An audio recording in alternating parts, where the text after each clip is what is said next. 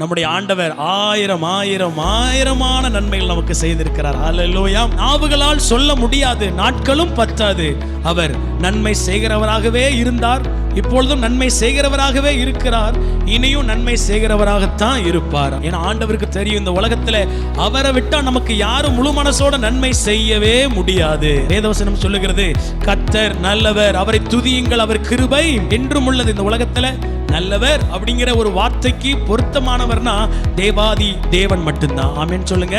அப்போ பாஸ்டர், அப்போ எங்களுக்கு மனைவி, பிள்ளைகள், பெற்றோர்கள், உறவினர்களா நல்லவர்களாக இருக்கிறார்களே, அவங்களாம் நல்லவங்க கிடையாதா? அவர்கள் நல்லவர்கள் தான். ஆனா ஒரு சில சூழ்நிலைகள் வந்துச்சுன்னா குணம் மாறும், ஒரு சில சூழ்நிலைகள் வந்துச்சுன்னா நபர்கள் மாறுவார்கள், ஒரு சில சூழ்நிலைகள் வரும் பொழுது நீங்க நல்லவர்கள் என்று நினைத்து கொண்டவர்களும் மாறுவாங்க. வேற வழி இல்ல, மாறிதான் ஆகணும். ஆனா தேவன் நேற்றும் இன்றும் என்றும் மாறாதவர் இருக்கிறார். ஹல்லேலூயா.